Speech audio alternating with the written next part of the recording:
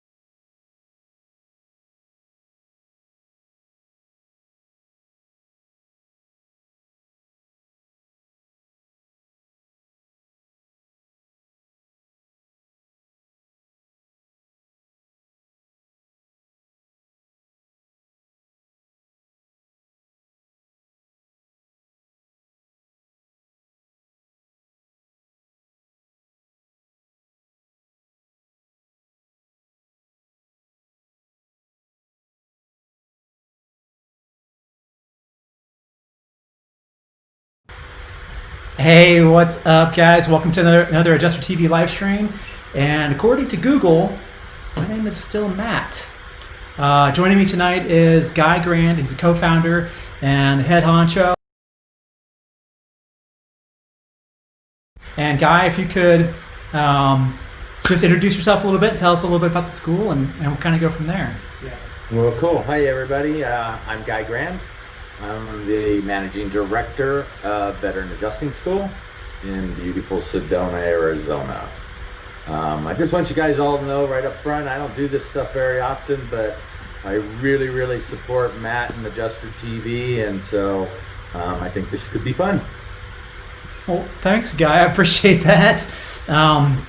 That's $5.50. Right. So, okay. So we're gonna answer your questions and like literally anything you guys can think of that you want to ask about claims, the industry. If you want to know, in detail about a Veterans Adjusting School, anything at all, definitely drop into the chat over there. We'll be able to see them and we'll post them up on the screen and everything.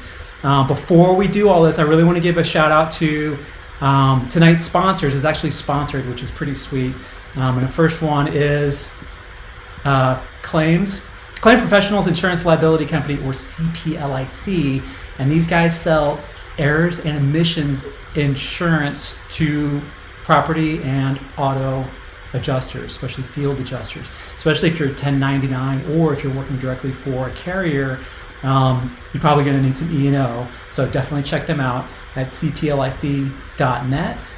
And our other one is we've got an IA firm, CCMS and Associates, and they're an innovative firm that handles a wide range of claim types, including daily and commercial property. And they are currently taking applications for TWIA, which is Texas Windstorm Insurance Association. So if you're interested in that, head on over to ccmsclaims.com/workwithus. So some of you guys may have heard me talk about Adjuster TV Plus or seen it, and some of you might already have kind of jumped in there. I'm really excited to tell you that tonight is the official launch of Adjuster TV Plus as well. And what is Adjuster TV Plus? For those of you who don't know, I'm going to tell you all about it and how it can help you be a better adjuster a bit later in the video. But I really want to get your questions first, and before we jump in. Also, got a nice fat discount at the end that we'll get to, so it's gonna pay to stick with us till the very end. And I tell you, I actually just got off the phone with Reba Wheeling from Schedule It, who's on the board at NACA. And if you don't know what NACA is, it's National Association of Claims Adjusters. The National Association of Catastrophe Adjusters. The convention in January is still a green light for now, but she wanted me to pass along some information to you guys about early bird pricing for getting on, or for going to that conference. So Jamie from NACA, who's one of the marketing people, sent this over to me a couple of hours ago. So you guys are hearing about this first right here. Let's just take a look at these prices. So the convention is in January, the middle of January. During the month of July, if you are a member of NACA, it's $299. And you guys know, like, $800 is what it usually costs everybody, right? For non-members, it's $479. So the price will kind of creep up as we get closer and closer. But it kind of pays to get in early, get locked into this thing at this low price, because it's not going to last much longer. So she wanted. What's that? I said I'm definitely going. Yeah. So Guy's going to be there. I'll definitely be there. So being a member of an organization like NACA has a lot of benefits beyond just attending a convention, which, by the way, you can do live interviews with 50 plus IA firms, like live. Like, you could sit down with them, hand them your resume, sit there and chit chat with them face to face. NACA's also got mentorship programs.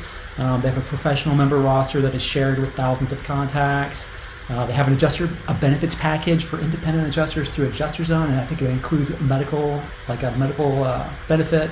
They get discounts on stuff, gear and stuff, continuing education, and they also have tons and tons of networking opportunities. So definitely check them out at nacatadj.org and get signed up for that convention at least /convention. And definitely you should consider becoming a member. You want a Guy Grand story about NACA? Yeah, let's hear it. Okay, so way back in the early days before I was ever an adjuster, I got my license. I looked online, I saw this thing called National Association of Catastrophe Adjusters, had no idea what adjusting was about or anything. Went to NACA. That's where I actually met the first IA firm I ever worked for. Did those interviews that you were talking about. Back in those days, there weren't 50 of them there was only 5 or 6. Right. But it was scary as hell because I didn't know anything of what I was doing. But it was probably one of the most rewarding things I ever did, was going to that. Before I ever ran a claim, before I was ever on an IA firm, it was just a way for me to understand what catastrophe adjusting was all about. So shout out to Reba too, in case she's online here. Yeah, so she told me when I talked to her earlier, she's like, yeah, I'll be on there totally. So if she gives a thumbs up or a hello when she gets here, I don't know if she's in here or not, you guys are welcome to ask questions. Great organization now.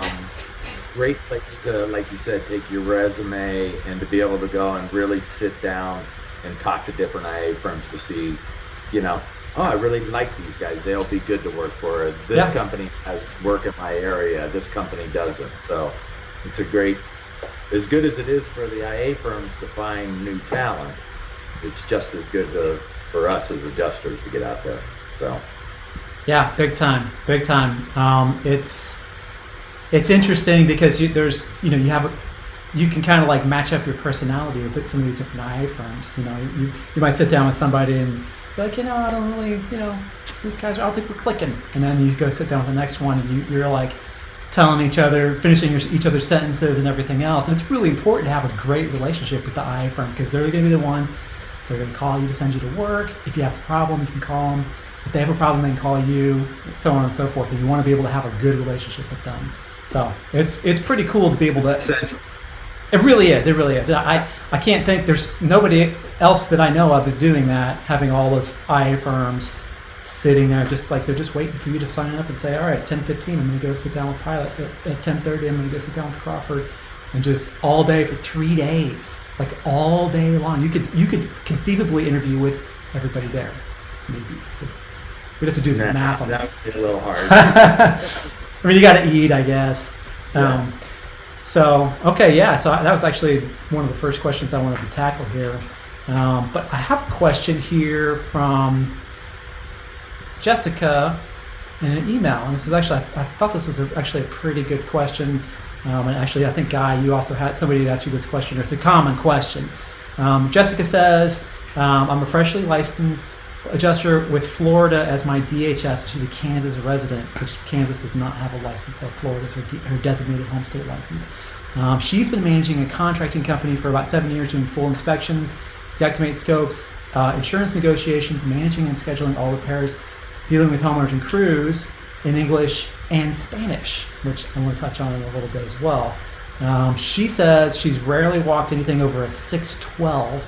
She feels like it's not worth the risk. She said she could always tell from a ladder how bad the damage was, especially if you move the ladder around to multiple areas, which you can definitely do, especially on like super steep roofs.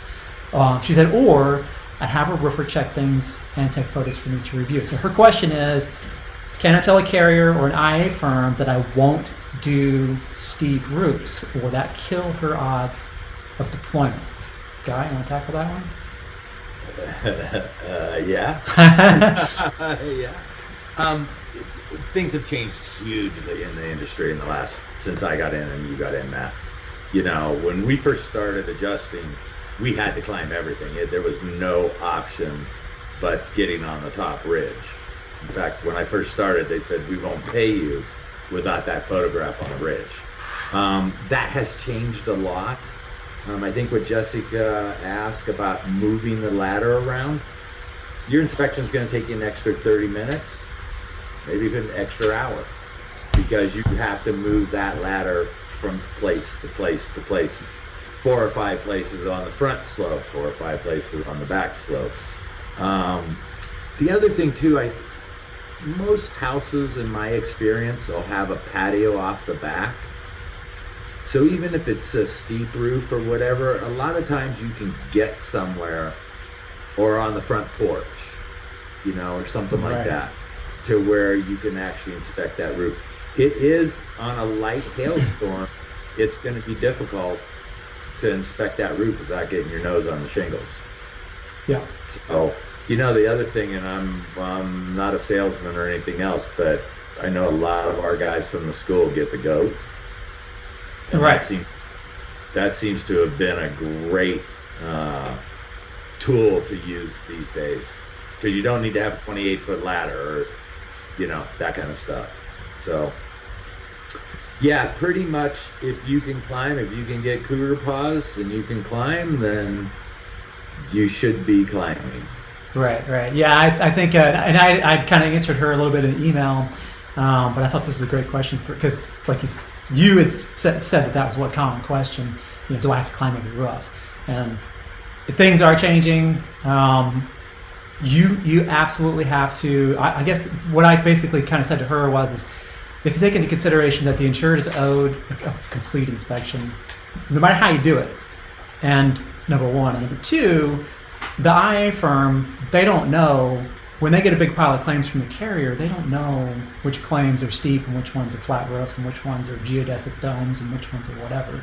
So you're in these 3 zip codes, you're getting X number of claims in that zip code, right? So they're not going to say, okay, well, I can't give steep ones to Jessica or Matt or whoever. They just give them to you. If you give them back and say, I don't do steep, then it's gonna cause problems for the IA firm, because then they have to find somebody else to do it, right? So then that creates extra work for whoever's dispatching claims and your manager. So I basically said, listen, if you see one that's steep, and I have a limit. I'm not going to get on anything higher than a 10, right? If there's an 11 or 12, my life's not worth it, right? So, but I have to find a way to scope that roof. I'm not going to give it back, and I'm definitely not going to tell a carrier or an IA firm, I only do, up to 612 and that's it, right? Because I think, truthfully, it would basically kill your odds of deployment. They would say, well, this person isn't willing to find a way to do it. We need these claims closed, period. Right. So, and that's bottom line, right? Find a way. Yeah. Find a way. There's a way. There's always a way. There's always a way to figure out a roof. And I know when I first started, because I'm scared to death of heights. When I first started, a 612 to me was like, oh my God. Yeah. But once I got cougar paws, then 712 was okay. Yeah. And then when I had porches on the back, an 8 and a 912 was okay to walk on and get the feel of an 8 or 912, because I knew I was only going to slide down to the porch, right? I wasn't going off the roof. Right. So, over the course of, I don't know, first 400 or 500 claims, I started getting more and more sure-footed, finding valleys. Those kind of things. Yeah. The other important thing, and you and I talked about this, Matt, when you were here, making sure you strap that ladder off. Mm-hmm. Right? You can get the ladder strapped off, and it isn't going to go anywhere once you hit it. You can come down a valley, and you still have a secure ladder to step onto and that kind of stuff. Yeah. That was always my biggest fear on steep roofs, was getting back on the ladder more so than getting off the ladder. Right. And I think that going up, you've got momentum going up, and it kind of takes you up the slope, especially if you can get that first step off the ladder. But coming down, you want to try to, you're always putting the brakes on as you're coming down, because if you get momentum going down, then you're going to keep going. And when you get to the ladder, if it's not strapped off and you grab the top of the one of the uprights and it scoots over like a foot, then your heart's just like in your chest, and you have to stop. Cold sweat. If any sane person has a natural fear of heights, let's just put it that way. And roofing, climbing on roofs, even a flat roof, can be super dangerous. And we talked about this a lot in what I'll mention later. Getting on and off your ladder, each time you do it, climbing up, getting off, climbing down, getting off, is you're taking your life in your own hands. So it's Jessica, it's very healthy to have a fear of this. However you do it, whether you have an assistant with you or you pay for ladder assist, which you can either pay for it, some carriers will pay for it. I think people have mixed results with it. But however you do it, you need to get that roof looked at properly. So it's a great question. Cooter paws and those. What are those little panties that they can sell now? There's some guy that sells the steep gear. Yeah, steep gear. You can slide down a roof with pants on. And I'll tell you what, that's a friend of mine. He was on a 12-12, and I got a call at like 1 o'clock in the afternoon. This always seems to happen. Get a call from a guy. Hey Matt, can you take me to the emergency room? No, like, hey, how you doing? Whatever. I'm like, where are you, man? Did you fall off a roof? Yeah, I fell. Can you take? I'm at the hotel, or I'm at laying in somebody's front yard. Call the ambulance. Anyway, that's a whole other thing. But he was on top of the 12-12, slipped, and slid down the slope, facing the slope on his hands and his knees, right? And he had no skin left on the palms of his hands and on his fingers. And when he hit the gutter, landed in a bush and rolled across the yard, broke some ribs, broke his foot, broke one of his hands. I mean, he's out. He's done. That was in like May. Right? That's the beginning of hail season. I don't know if those steep gear shorts would have necessarily saved him, but if he was wearing them, I mean, I've the guy that sells us, I'm drawing a blank on his name right now, but super cool guy, and he really believes in that product. I mean, he's like, and they work. I mean, if you put them on and you try to like jump down on your rear end or your hip or something and slide, you just stop, right? So if you're able to like roll over and like kind of get on one of your sides, it'll stop you from sliding because it's made out of like super grippy rubber. So worth looking into. You can find them on my website, or you can go to steepgear.com. They've got them over there. They're like $40-50, I think. Don't quote me on that. Something like that. Yeah. But I wanted to touch on something else that she mentioned. She says that she dealing with insurers and contractors and everybody else in English and Spanish. And I get this question every now and then from people saying, hey, I'm fluent in Hindi, I'm fluent in Spanish, I'm fluent in French. And I'm like, that's very valuable. Like, put that at the top of your resume, because there are a lot of people in the United States who English is not their first language.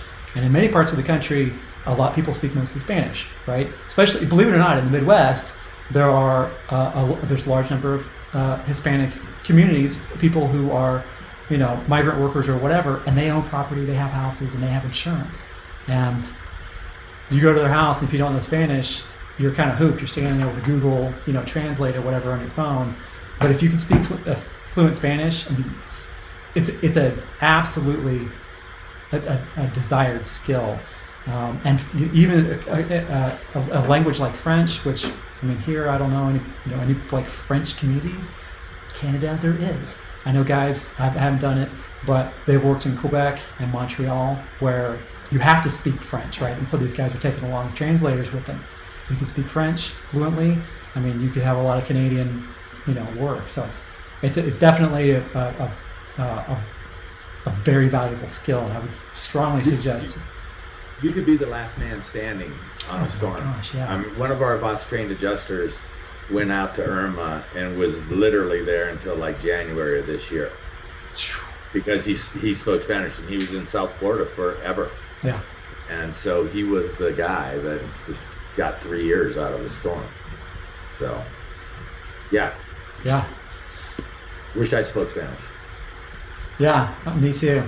My Spanish is terrible. I could like give directions to a cab driver and order a beer. That's about it. And find out where the bathroom is. Yeah, right. El baño. Okay, so let's see. Let's jump over here into the chat and see if we have anybody that's got a question for us.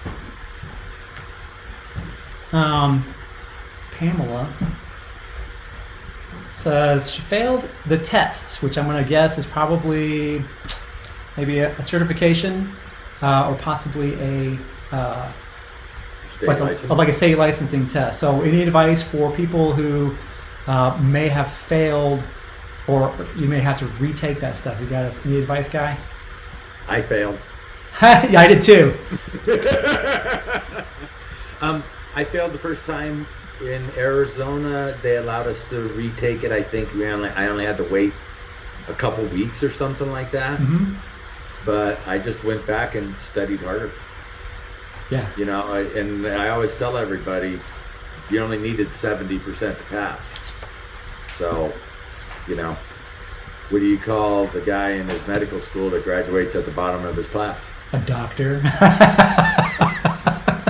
Right. It's true. I mean, it's true. The other thing with state license, or getting your state license, I found I probably didn't use 85% of what I learned in my state license. Yeah. So it really was just trying to, especially for the state license. I'm not talking about State Farm certification or any other certifications, but literally the state license is about passing the test. Right. Which is why there's so many training facilities in Texas. And, Adjuster Pros, they're a great one for that. Yeah. So it's just, don't get discouraged. You're not a failure. Just go back and study harder and you'll pass it. Yep. And I would say, I know guys have failed a couple times, so. Yeah. It's insurance lingo and policy stuff. It's really kind of like, it's a whole other language, right? And it's a whole other world. It's like lawyers wrote it, which they did, I'm pretty sure, with those policies. I'll tell you that for me, I don't like taking those tests any more than anybody else does, but I found that, and you're not using, especially as a property adjuster, or even if you're just doing auto, you're only using a tiny fraction of all that stuff that you have to learn for that test, right? Especially for the state licenses. But some of that knowledge kind of helps to give you a little bit of a bigger picture understanding of how insurance works. So when people have questions or they say, well, why do I even have insurance anyway? It helps to have that knowledge, I think, especially stuff that you get from continuing education credits when you take those courses. I think it helps to have that extra knowledge so that you're able to kind of anticipate people's questions like that and sort of guide them through the process and say, well, this is covered here, and this is specifically not covered for this reason, and et cetera, and help them understand instead of just saying, well, sorry, it's not covered, and then turn and walk away, which is 0 customer service score. Right. The other thing too, I know several people that this has worked well for them is flashcards. Yeah. Right. So taking the practice tests and creating flashcards with them, so you just take that over and over and over again. Here's the question. What's the answer? Here's the question. I got that wrong. And then go back and study those things. You did say something, though, just a second ago, Matt, that is critically important. Getting the state test is imperative. Yeah. But even once you've got that state test, you do need to understand policies. You do need to understand how insurance works so you can talk to that insured and you can have knowledge in your head of what might be covered, what might not be covered, how all that stuff works. So you do need to know it. But as far as getting your license to get past that hurdle, try flashcards. Yeah, it's good advice. Anything that you can do to kind of get that stuff in your brain and just seeing it multiple times. And I would say,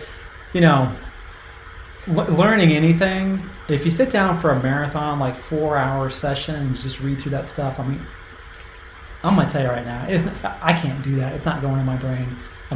I'll take it in 20 to 30, maybe 45-minute chunks, and then just put it down. And I think an even better way to do it, using flashcards and using some sort of a learning aid like that, is to take 2 or 3 15-minute sessions a day and just sit down with that stuff and just quiz yourself and read a chapter, quiz yourself, and you'll find that it sticks in there a lot better. And your recall, when you do sit down and take the test, the answers are there instead of like looking at those questions being like, A, B, C, D, or F. None of those things, I don't even know what that is, right? Which is the worst feeling. And then you're guessing. And they say, well, just your first guess is usually correct. No, it's not. That's baloney. Not for me anyway. Exactly. All right, let's see here. How about, how many ladders do I need on a storm? Guy, I think that was your question. 8? No.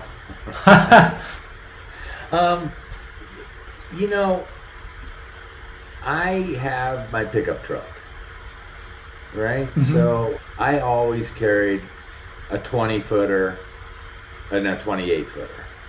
And that got me on 100% of everything I was looking for. Yeah. And I think you probably get this question a lot too, Matt. Oh, do I need to go buy a truck? No, Yeah. you don't need to go by a truck. We have adjusters that literally adjust in a Toyota Camry, Yeah. right? So a 14-foot extendable and maybe an 18-foot, collapsible ladder, those will work.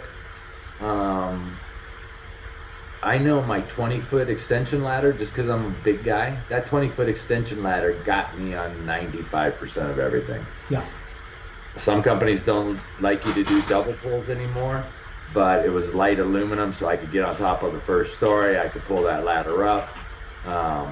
Maybe an extension ladder that is good and sturdy to get you on the first, and maybe an expandable ladder that might get you up to that 8-foot or 10-foot off of to the second. Right. Yeah. The peak of the garage. Peak of the garage or something. Man. Yeah. Double pulls are dangerous. Double pulls are dangerous, and again, back in the day when I started, they told us we had to get there. So whatever it took to get to the highest ridge, that's what we had to do.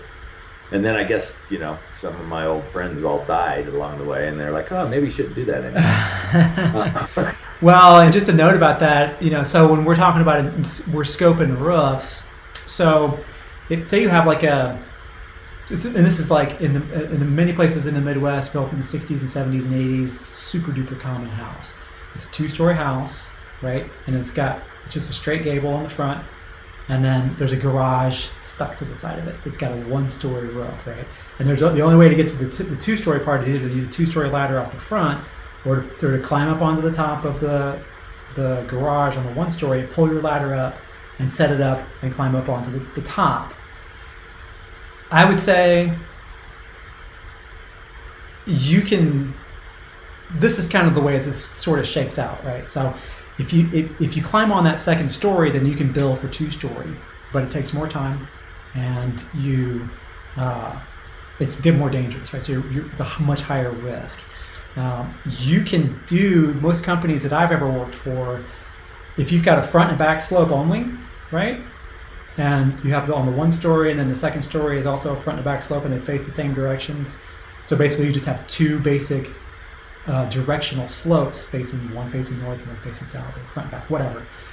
You can do test squares on the 1-story, and if you find enough damage to total the roof on those test squares, then you've totaled the roof. You don't have to climb on the 2nd story just to say that you climbed on the 2nd story, right? So I wouldn't, if you climb up onto that garage on that 1-story, and you're like, oh my gosh, look at all this hail damage, I'm not wasting my time climbing on the 2nd story. I might walk out to the far corner of the backyard and count the vents and everything and write them down on my sheet, and then I'm out of there. I mean, you can get the measurement, if you stand on your tippy toes, you can get the measurements of the rafters, and then you can get all the rest of the measurements from the ground on that. So do you know that you can measure a whole roof from the ground, Matt? Really? Can you? Tell me about this. No, if you know what Xactimate's looking for, you can measure an entire house from the ground without ever stepping on the roof. Yeah. So again, we won't get into, maybe we won't get into Xactimate, but it's really important that you know how that program works, so you can, if you need to, measure an entire roof from the ground, which is really just going around the footprint. Yep. Yeah, that's true. I mean, as long as you know the pitch, you can get that whole thing. There's a million different ways to kind of because I tell you what, even if you can't access a roof like that, sometimes they're super steep and you had to crawl up through the valley to get to the top and do a little test square where you're kind of hanging onto the ridge over here. That's hard to measure that roof, and that's a big part of why it's so dangerous, is that you now have to measure all those little bumps, especially in places like Dallas in Texas, so many steep roofs. A lot of places in the country, you occasionally find a steep roof, but it's these vast suburbs with 4, 5, 6, 12 pitch roofs, and that's it, right? So you may not have to get on. You might spend a whole summer and never get on a steep roof, except for maybe once or twice or half a dozen times or whatever. So you never know. But you can't pick and choose. You can't say, well, I don't want to go to Dallas for a big hailstorm because there's too many steep roofs there. Just when Omaha gets hit, call me. You'll never get called. Right. So, let's see what else we got here. Speaking of, well, it's kind of like, let's hang on this like steep and high stuff for a minute. I'm seeing in the comments people are kind of chit-chatting about rope and harness. I do have a couple of things to say about rope and harness, and Guy, you may or may not agree. We probably agree. We agree on everything. Of course. And if I did, this is your show. So right. If you don't agree, you're going to agree. No, I'm not that. So I think rope and harness is a pretty critical piece of equipment to have, especially for some companies that are going to pay extra if you use your rope and harness gear to access roofs, right? So if you're not wasting time trying to coordinate with a contractor or ladder assist, if you just have the gear, some companies will pay a premium for that. I have rope and harness gear. I've had it for over 10 years. I've used it 6 times in that time, right? And which I needed to use it on those roofs. I could be argued that there's a handful of other roofs I probably should have used it on. The main problem I have with rope and harness in that sort of scenario is that you go to the training, maybe you go to Pilot, take their training, or you go to there's several other places that teach it that are kind of third-party places.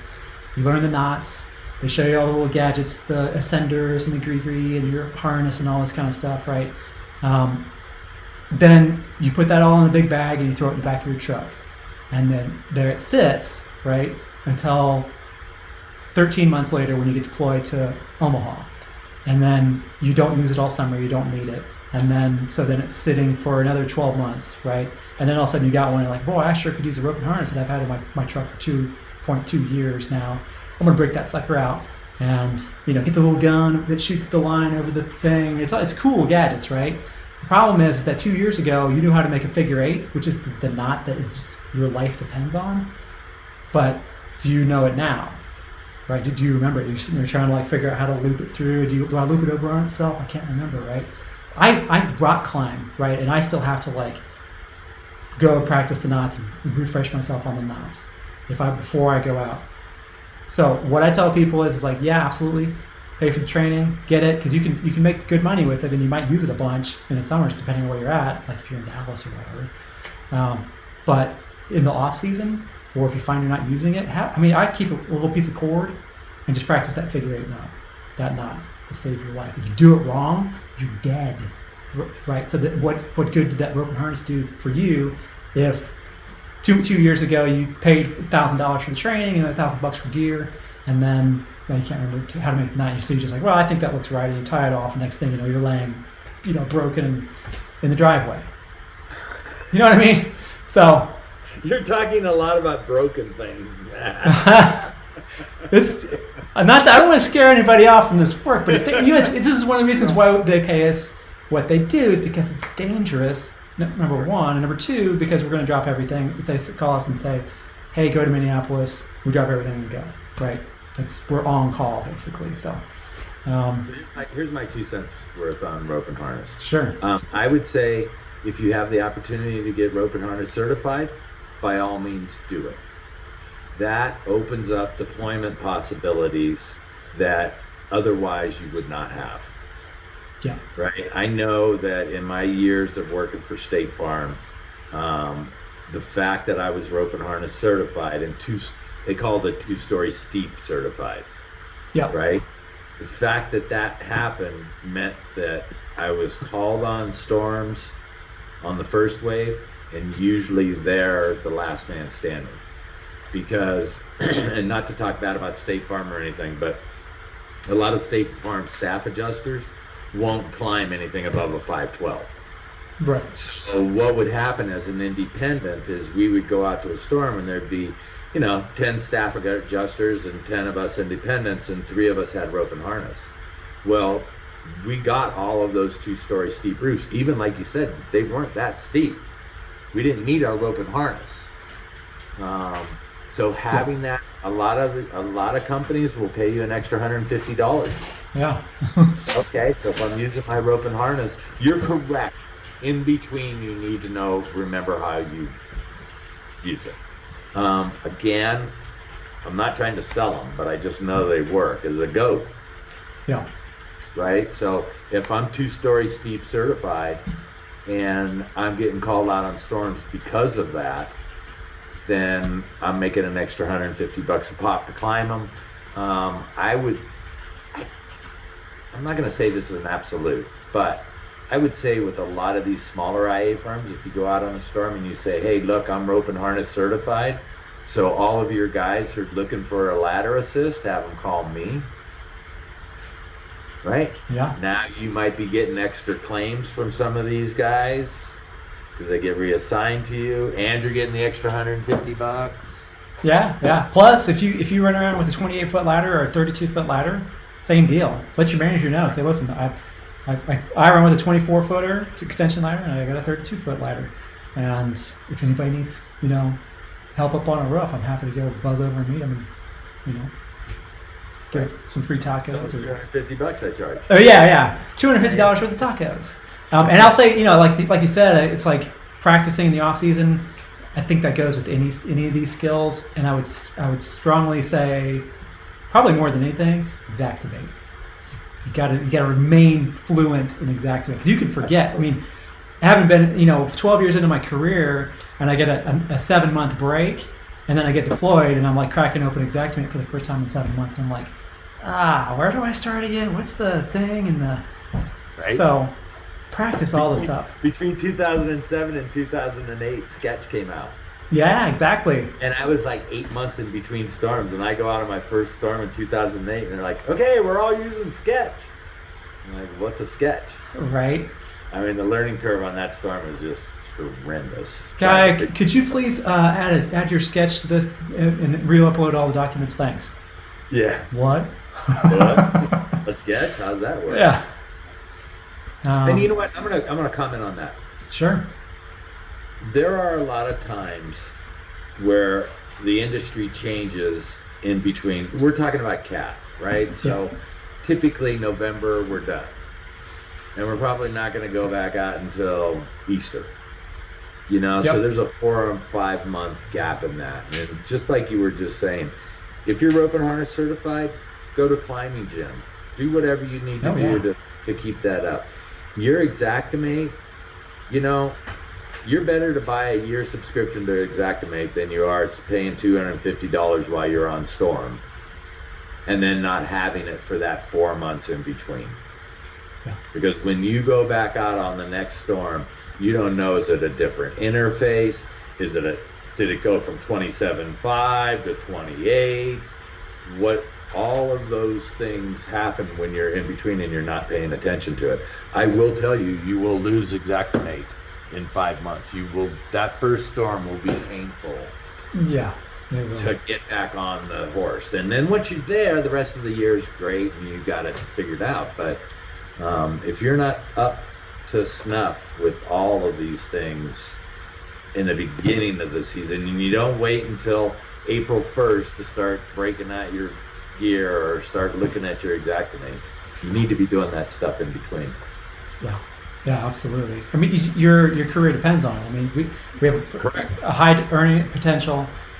There's no reason not to keep your skills up so that you're ready to hit the ground running. So Brad asks, he said, I got my adjuster license not that long ago, but never tried to get work. The test didn't teach me anything about the process of completing a claim. When/where do I learn that part? Adjuster TV Plus or Veteran Adjusting School? Yeah, there you go.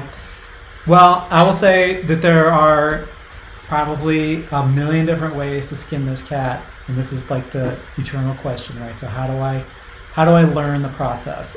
I will say, Guy basically just said it, a lot of what I do on Adjuster TV is to try to teach the process, specifically time management and workflow, because we get paid by the claim, right? So we get fee schedule, commission, you call it commission, whatever. But the more claims you do during the day, and the better the quality of those claims are, and the better the quality of your customer service with those insureds, the more money you're going to make, and the more claims they're going to give you while you're on site, and the more deployments they're going to give you, because they see that you have good production, which is the speed at which you turn back claims in. So, and then your claims look good, and your customers are all mostly happy, right?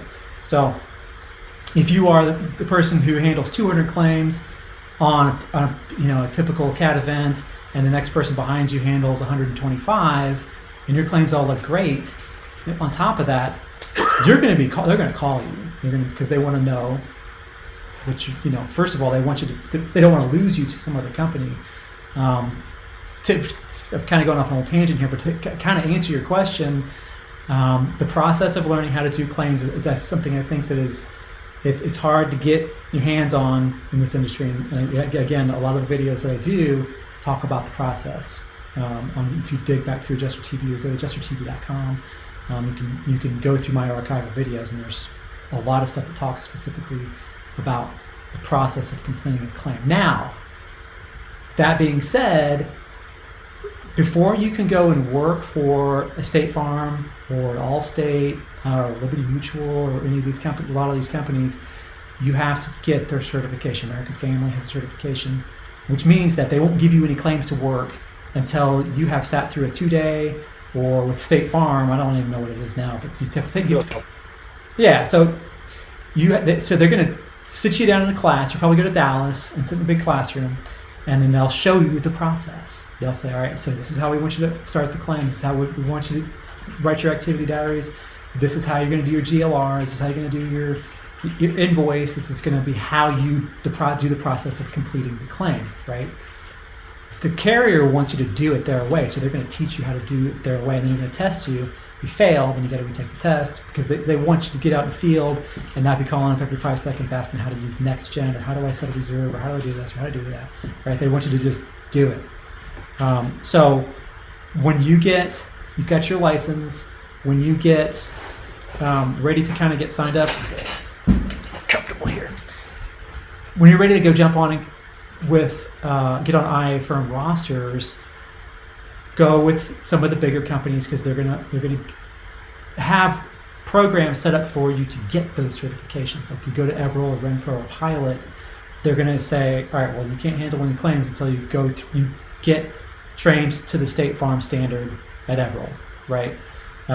So they're gonna teach you how to do that, and I think they're usually free. But they're not going to teach you like the detailed how to be an adjuster stuff that you're going to learn either through me or Guy, or just going out and doing it or riding along with somebody. They're going to teach you like the nuts and bolts of this is what a report looks like. This is how you do the tokens. This is how you do this and that and the other thing, right? So it's all like you're sitting there and clacking on a computer instead of doing like scoping and stuff like that, right? Does that make sense? Was this guy's name Brad? Yes. So here's something that's super important, Brad. When you get out on your first storm, you only want to do one claim a day. And right? You want to tell them, do not overload me. Don't drop 40 claims on me. Don't drop 20 claims on me. How about you give me 10 claims and let me show you what I can do? And you go and you do one claim and you figure that one claim out until you can create that process that Matt's talking about. And then you'll get to 2 claims a day. And then you'll get to 3 claims a day. So often, and this is why I'm not correcting you, Matt, but I'm adding to what you said. But so often we think, oh, let's get out in the field. And the guy in the hotel room next to me, he said he could do 8 a day. So I should be able to do 5. That is not true. If you're a new adjuster, the IA firms do not care if you only turn in 1 claim a day, as long as they know to only give you 1 claim a day. But if you go say, I'm ready, I'm an adjuster, and they drop 40 claims on you and you freeze up and you inspect 20 of them and you haven't closed any of them, you're done. Yeah. So it is not a problem to say, they know it's your first storm. If they hired you, they know when they give you your first claim. So if you literally just say, hey, look, I'm brand new, go light on me, let me figure this out, and I'll be your top producer in another year. Yeah. That's how you build your way up the roster. Yep. You don't go out and become an A production guy on your first storm. No. Does not happen. I think it was. I don't think I really can't hit my stride until like my third year. Correct. Me too. So it's, but I didn't have any. There wasn't any YouTube or anything. There weren't. I mean, it's basically like you said, like the guy in the hotel room, riding along with, Bubba. And Bubba said, "Well, you can do this, and this is how many I do a day, and this is how I do them, and then that's how you're doing them." But That ain't it either. no, yeah. So the one of the I think to be honest, one of the reasons why I started Adjuster TV kind of goes back a little bit to, actually goes way back. It goes back to Hurricane Ivan. I remember that was my 5th year as an adjuster. Hurricanes are, unless you have total losses, the claims are fairly easy. And even then, even if you have total losses, a lot of times they'll let you do a square foot thing, and then it's still pretty easy. But so many people hear about it from their, guy's packing up his truck in the driveway, the hurricane's on the news, and the neighbor comes out and says, "Hey, what you doing?"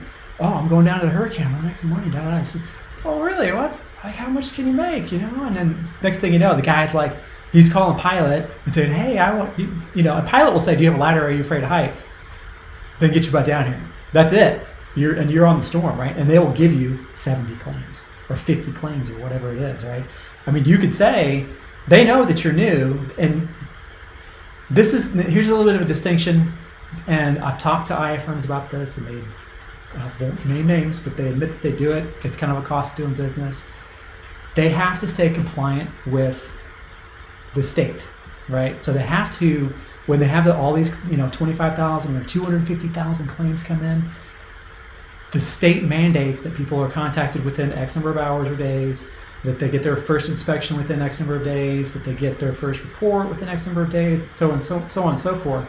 So IA firms and the carriers start throwing warm bodies at these big storms, right? Because they'll get fined, or they'll get whatever happens to them if they fail to meet those benchmarks, right? The 24-hour contact, or the inspections within however many, whatever it is. So they will get people. They'll give them all these claims. So people sit there in a hotel room, from 6 o'clock in the morning until 11 o'clock at night, and make all phone calls all day long. And then they'll not know what to do next. They don't know how to use Xactimate. They'll note the file, and then they'll flounder around and either get kicked off, or they'll just run away screaming, right? But they met their mark. They were compliant with whatever the state wanted. They go out and do an inspection, whatever. That person isn't getting a whole lot of support because the help rooms are jam-packed full. It's 5 people deep around the table, and there's like 6 people in there to help. And good luck getting help in there, right? I saw this happen, and it didn't make sense to me. It makes sense to me now, and especially after talking to people at IA firms who say, "Listen, we got to do what we got to do. We have to get those claims closed one way or another. It's a cost of doing business to pay, advances, and then not ever having the person close a file. It's a cost of doing business to pay day rate for somebody to sit there in a orientation center for 3 or 4 days or a week or whatever it is until they get claims and they send them off somewhere, and then that person never turns a claim in because they just can't hack it." I was like, well, this isn't that hard to do. There's a lot of little pieces of it, and if you know where to put them, then it's pretty easy. I mean, it's not like we're not putting satellites in orbit here, splitting atoms or whatever, but so many people wouldn't be turning claims in it, so I felt that was, even though that's kind of the cost of doing business, I personally felt that I still want to try to give these people a chance, because this is a good job. This is a great career. It's been really good for me. I don't see any reason why anybody can't just come in and do it, if they know the path to make things happen. So I wrote the Lead Adjuster Method book back. It's like over 10 years ago. My buddy was like, "You should call it the Matthew Allen method." And I was like, I'm not doing that. That's dumb. I'll call it the Elite Adjuster. Yeah, it's whatever. So I just kind of picked the name out of it. But it's basically that, right? It's here's the step-by-step. This is your schedule on your first storm. You can't say in all these huge events, you can't sit there and say, I only want 10 claims. They're going to say, here's 70, right? You have to take them or not take them, right? I've got a blueprint for how to do that. It's one claim a day for the first week, right? It's just like Guy said.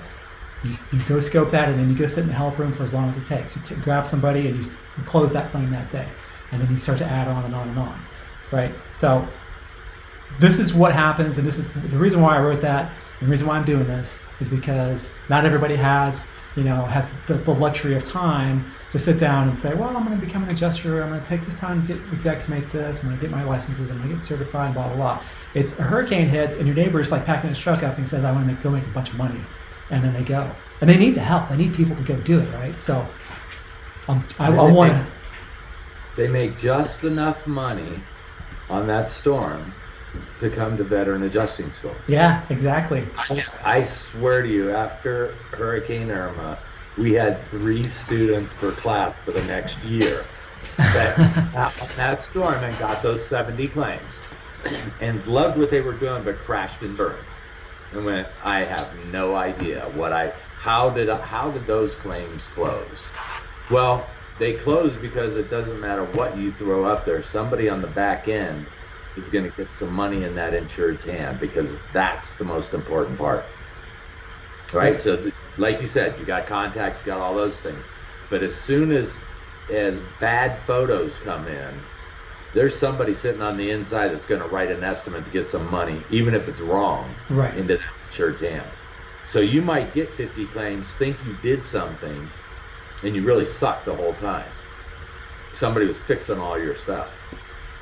So you're absolutely right, though, as far as we don't necessarily have control, but I do know if you're working with one of the big outfits, a Pilot, an Eberls, a Crawford, a Worley, some of the really big outfits that have quote unquote war rooms or help centers. Yep.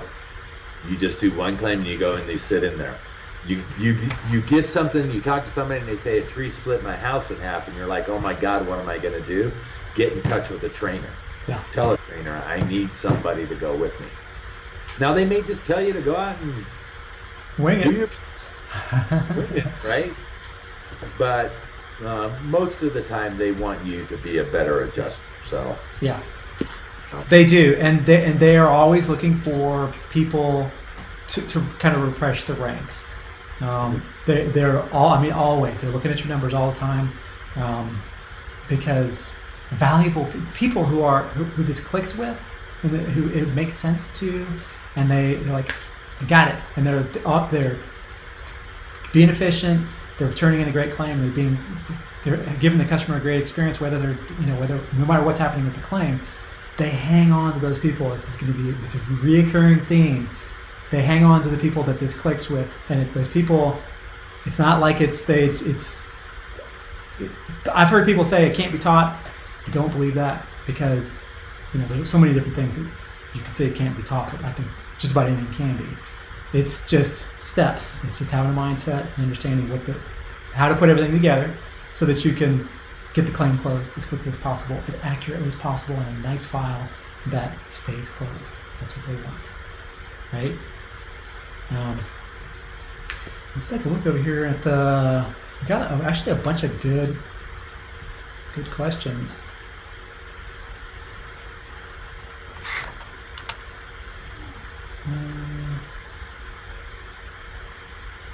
Hang on. I feel like Mr. Craig had a question. Let me scroll up here a minute. Craig asks, are you doing anything on Xactimate Mobile, Guy, for veterans? Are you teaching that at all? No. So we tried, but I'm an old guy, so yeah. I'm old school. We did make sure everybody's level 2 certified in the desktop version. Right. Now Xactimate Mobile is now 28's coming out, or whatever they call it. X1 is right. The new one, the web-based one, and all of the rest of that. I signed up for that. I looked at it for about 2 weeks and went, forget it. My way works. Right. So you got to know Xactimate. So the desktop version for us and for what we train at the school is the easiest way for you to understand it. I don't know if that's one of my Craigs. I have several of them that have been through the school, but once, the younger adjusters, yourself, Matt, I know you're really tech savvy and that kind of stuff. It's not really hard to figure out how to use mobile.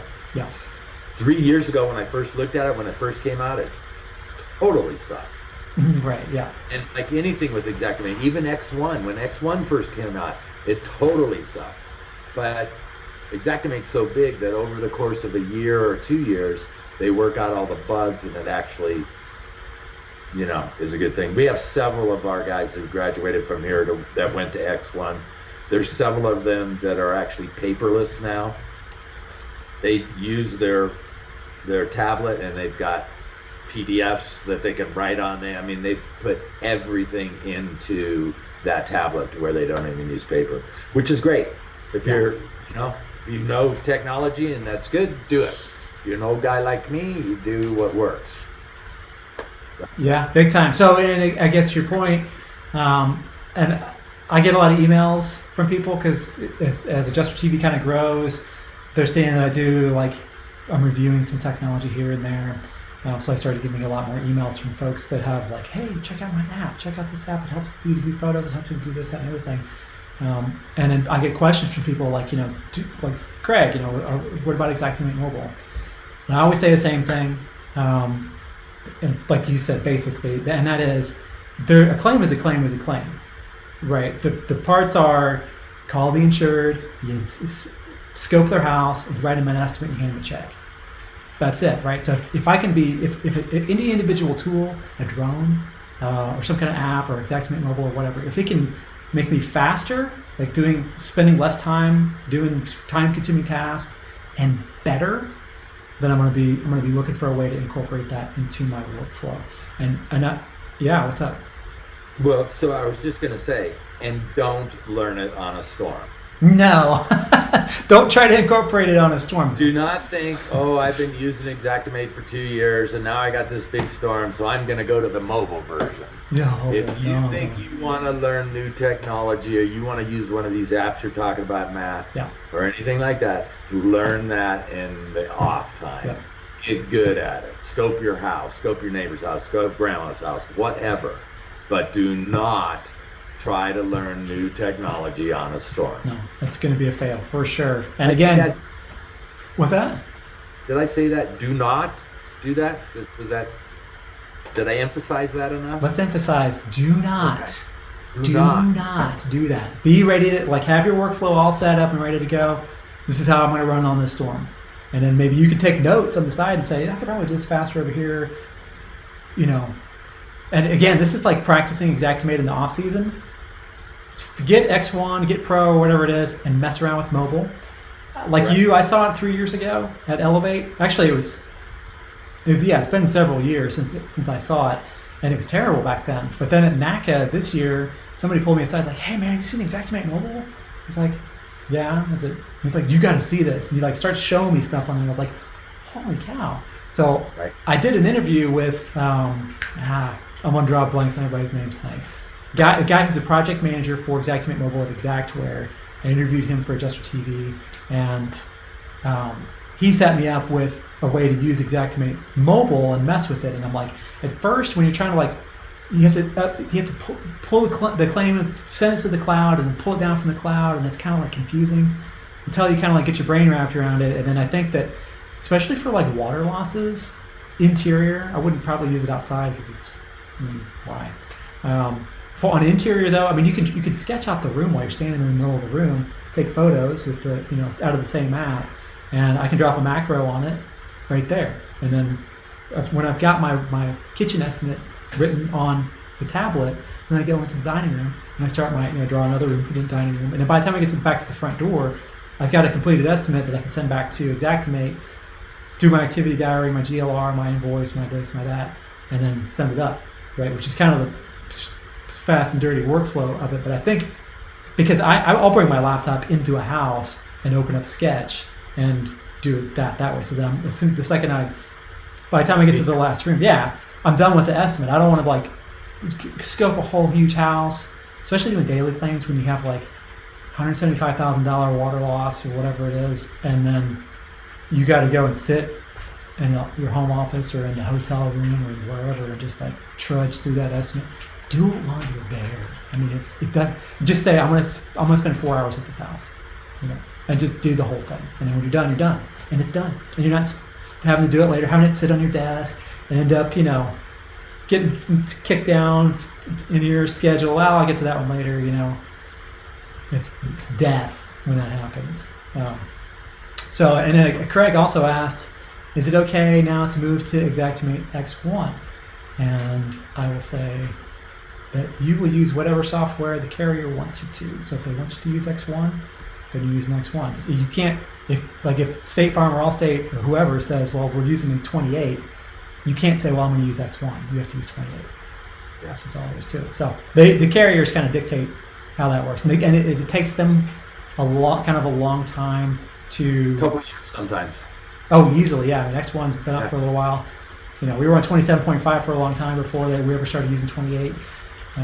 So, yeah, you just do what they tell you to do, and you should, when you get certified to work for these companies, they're gonna set up your Xactimate for you on your laptop when you go, and if you get deployed to a hurricane, you take your laptop and you hand it to a guy, and he's gonna like jump in there and do a bunch of stuff to it, because they are moving to X1. Yeah, it will happen in the next year or so, where all the carriers are going to say we use X1. Yeah. So, to Craig's answer, yes, ultimately I wouldn't do it in the middle of a storm, but now would be a good time if you wanted to make that transition, and start working on it now, so you have all the bugs in your mind worked out, and you have your own cheat sheet that says how I do a claim in X1. So yeah, only issue with that is that you can only have one of the versions on your laptop at a time. Correct. Which sucks, but it is what it is. So unless you've got a second laptop. Isn't it? I think it's another. You have to actually pay another. You have to have another Xactimate ID probably. Yeah, another license if you got both of them on that. All right. But although I think X1, isn't that part of the desktop and it's just connected to the cloud? I don't know. I thought the fundamental difference was going to be just in the user interface. So X1's a little bit more modern looking, but they still have, it's kind of like a covering over 28. Gotcha. It works basically the same. But somebody asked, Carmen asks, Xactimate desktop or Xactimate online? And I'm going to tell you, use the desktop version, because if you're out in the boonies and you don't have an internet connection, you can't get in Xactimate for any reason whatsoever. Right. So absolutely, you want to have. Go ahead. Oh, I was just going to say, you want to use the desktop version. It's going to be faster. It's because the mobile is going to depend on there's a number of different reasons to use the desktop. Mobile's going to be subject to your connection. So if you drop your connection, or if it's not a good connection, it's going to be a slow experience. Also, you can't use any keyboard shortcuts on the online version, which is, I think I might have said mobile a second ago, the online version. So if you want to for Control M to open up your macro list, you can't do that in the online version at all. So, and you're going to want to learn. They've took a lot of them away, but there's still some in there that are really useful, especially if you're in Sketch. There's a whole bunch of keyboard shortcuts. You can't use any of those online, and that's huge. The less you poke around with the mouse, the faster you're going to be, for sure. I'm pretty fast with the mouse. Oh, yeah, well, I'm still a two-finger typer. Right. But I can still close files. Yeah, Reba says install the desktop because it has online capabilities. Yeah, that's what I thought. Let's see what else we got here.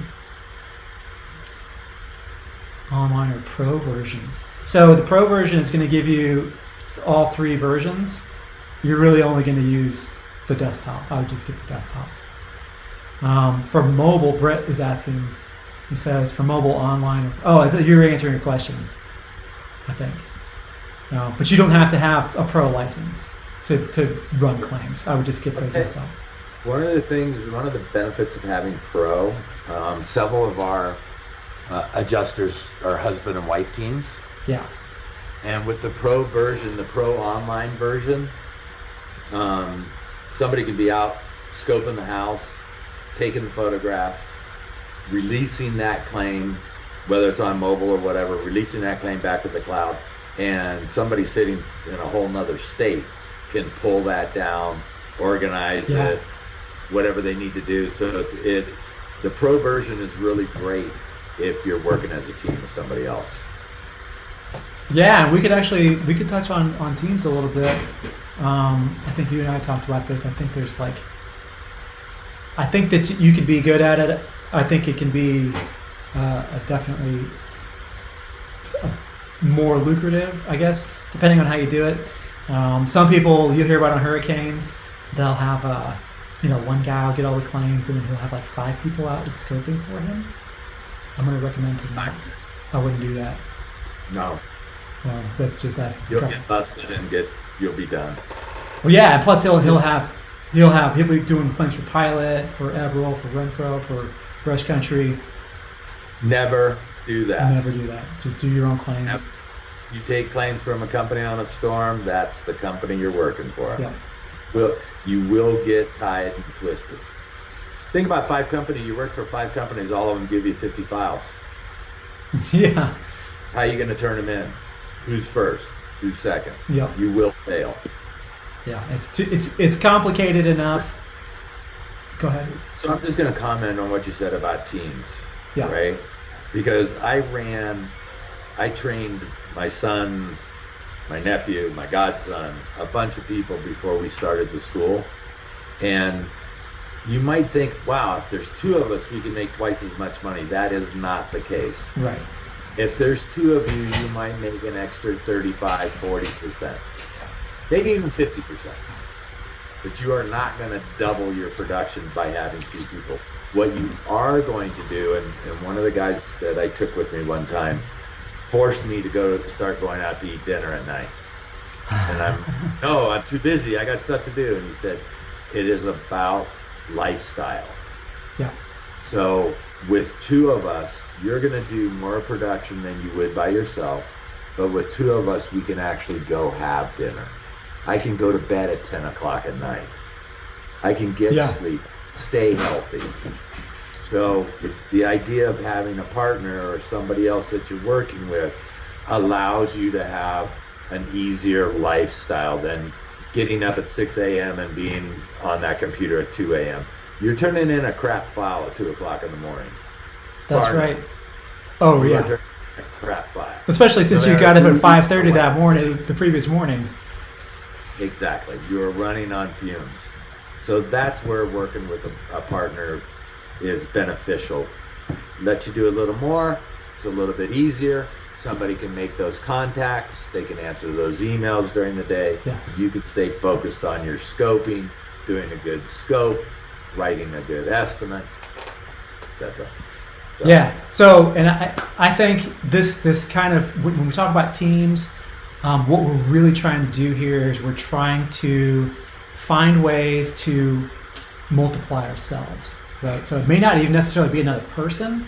It may be, for me personally, the way I like to run claims and the way that I feel that I can be the most effective and get the most done without losing quality is to outsource my desk, right? So emails, voicemails, making contacts, scheduling, that kind of thing, getting back into Xactimate, and this is where having a pro license would help. Get back into Xactimate to document the file, right? So if you have somebody that's checking your voicemail and they, you might get 7 voicemails, 2 of them you might need to call back, right? Or 5 of them you might need to call back. The other people might be saying, hey, yeah, I got your message, 2 o'clock on Thursday, it's fine, we'll see you then. I'm not calling that guy back, right? And I just spent some time listening to that voicemail and writing it down. If I have somebody that's helping me do that somewhere, like at home or at the RV or in the hotel or whatever, and then they can just note the file. This one's confirmed. This appointment's confirmed. Matt, you're good to go on this one, right? If I need to call somebody back, or if they need to be called back to have a different time, then my assistant can do that, right? Or whoever I'm working with. So, like you just said, it's the exact same thing.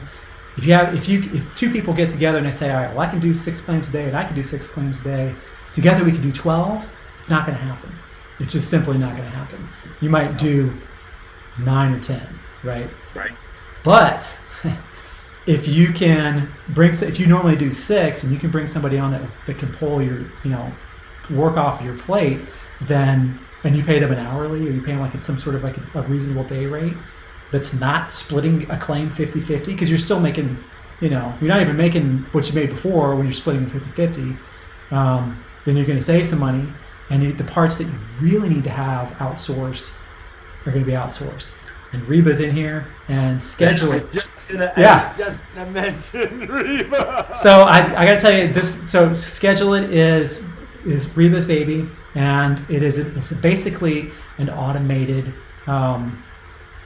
piece of software. It's an automated assistant. So it'll sync up with Xactimate or Xactanalysis. All your claims will come down, and it'll map them all out for you. You can build your schedule how you want. I want to start at 8 o'clock in the morning, and I want to have 2 hours between each one, and ping, hit a button, and it'll map them all out, and it'll build your whole schedule for you. I don't want to work on Friday. I want to work for 6 days a week, but not Friday, whatever. And it'll build your whole schedule. And then you hit the contact button, and it'll call all those people, or I'll send them a text message or an email, and ask them a series of questions. All the questions that you need answered, like, is your mortgage company still Wells Fargo? How old's the roof? Is there any other place you want the adjuster to look, et cetera, et cetera, et cetera. And then it puts that into a report in Xactanalysis. So it'll note your file, which is required. You have to, when you contact anybody for the first time, you have to put in there, yes, I contacted the insured. That stops the clock on your first contact, right? It stops the clock on your first contact. It's a huge deal. Okay, I'm gonna shout out there, Reba. Yeah. So, and it's cheap. It's not cheap, but it's inexpensive and well worth it. And one of the things that I've realized with Reba, and a lot of our guys use it, is they can have 40 claims contacted in a matter of minutes. One of the things Reba told me was 85% of the people nowadays use text messaging. Yeah. So that software will literally send a text out to all of your contacts. All they have to do is say, I got it, and answer everything right there in the text message. You've never spoken to them, and everything's been contacted, scheduled, and everything for you. If they didn't get them, or it's a landline and they don't text, then you'll know. It'll come up orange or red or whatever color she's figured out. And you know that those are the 5 or 6 people out of 40 that I still need to make contact. It's an incredible tool to use, but again, figure it out now before the hurricane hits. Don't try to get on a hurricane and try to figure it out. Yeah, it's important to understand how you run claims. And how you want to ideally run claims, because if you go in there and you say, well, I can do 5 a day, and then you have scheduled it, set all that stuff up, and you really only do 2, then you're on the phone. You're screwed. You're calling people back, and it's not going to be a pretty scene. So, and you know what? I'm gonna reiterate this again. Yeah. If you can only do 2 claims a day on a hurricane, they are going to be more than happy with you. Oh man. More than happy. Yes. Because they need to get these claims closed. Yes, you might get an email, how come you haven't inspected these guys? But if you're closing 2 good claims a day, you are doing fine. Yep. I was a field support manager on Sandy, and so I got to sit in and listen to the conference call every week with the managers. 6 weeks into that storm, I had whoever the honcho was like, He's like, we got adjusters out there that still haven't turned in any claims. And I've been seeing a lot of inspections, but there's a lot of adjusters who haven't turned a claim in 6 weeks into the storm. You managers need to get out there and you need to get with these guys and either help them or get them out of here, right? I was baffled, blown away that it was 6 weeks and they were still letting people stay on. But somebody mentioned in the chat, you see one, close out one, right? If you go look at 4, those 4 need to be closed by the end of the day, whether it's midnight, right? That's that 2 o'clock in the morning thing, right? Yeah. If I only inspect 2, I can go to bed at 10. Yeah. If I inspect 5, I'm going to be up until 2 o'clock in the morning, and the last 2 are going to suck. Yeah. And it works. Yeah, and just to kind of talk a little bit about the whole lifestyle thing, if you become a cat adjuster and it's like your living, it's like your income, like it has been for me, up until just recently, that's all I did, right? Was cat.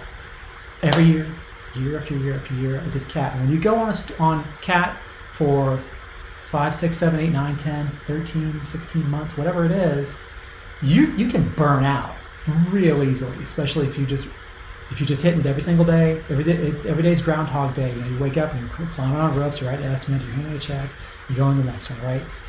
You have to have some time to decompress. I think daily, So I always close claims on site. I only do as many claims in a day as I can reasonably close on site. When I get done with that last one and the sun's going down over there, I'm going to go to Applebee's.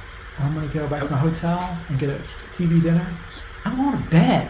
And if it's 9 o'clock or 8:30, I'm out. I'm gone. I get all that stuff done during the day because I know I'm going to be on cat for months. So why burn out early? It's not going to help me. My production's already pretty high. My claims are all solid.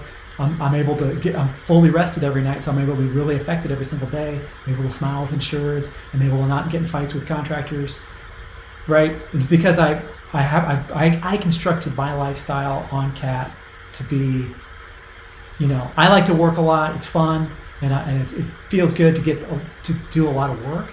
But at the same time, you won't wear your butt out, right? It's like going to the beach all day long. You're wore out at the end of the day, right? You don't want to go to the beach all night again. I mean, I guess you could, partying or whatever, so yeah, I mean, it's you gotta. You're still done. I'm not now, dude. A couple of with a little umbrella in there, 2 of those, and then I'm asleep in my lawn chair. Exactly. So Reba says, website is not updated yet, so you were the first to know. When you create an account on schedulit.io, it gives you the $19.99 a month option. That's why I said it was inexpensive. She told me that today. She's like, I think we're going to do $20 a month. So there you have it, $20 a month for Schedulit. Yeah. I'll drop that link in there again. Go check it out for sure, you guys. It's Where's all this stuff go? You said you're dropping that link in there again. You can't see it. Because I don't want you to get distracted. Or you're putting it in the contacts thing over on the side. Yeah. It's on YouTube. So YouTube is live now, so all the stuff is on YouTube. It's on YouTube. It is. Yeah, I'm going to have to pull this up over here and look at it. Well, I'll tell you what. I'll send you the link.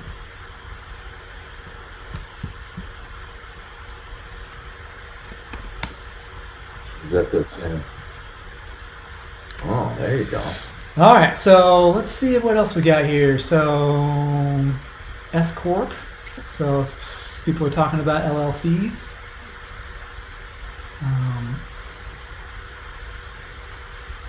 Yeah, I would.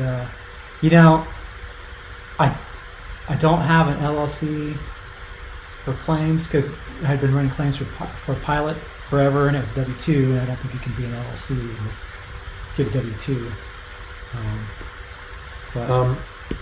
So there's a couple things that I'll comment on LLCs. Okay. You do not have to have an LLC.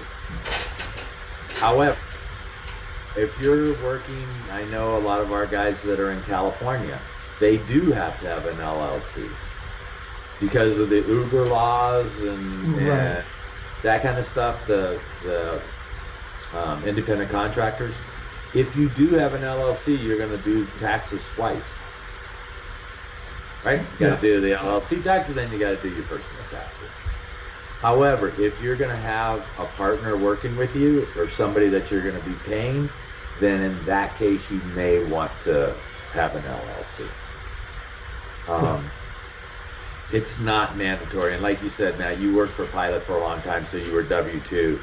I got a lot of our guys that say, I don't want to work with Pilot because they're W-2, or I don't want to work for Eberls because they're a W-2. It's actually pretty cool because they pay half of your Social Security and they pay half of your federal tax that has to be paid right up front. So, and you can still write off your expenses, you can still write off your mileage, you can still write off your per diem, you can still write off all of your equipment and all the rest of that off your personal taxes.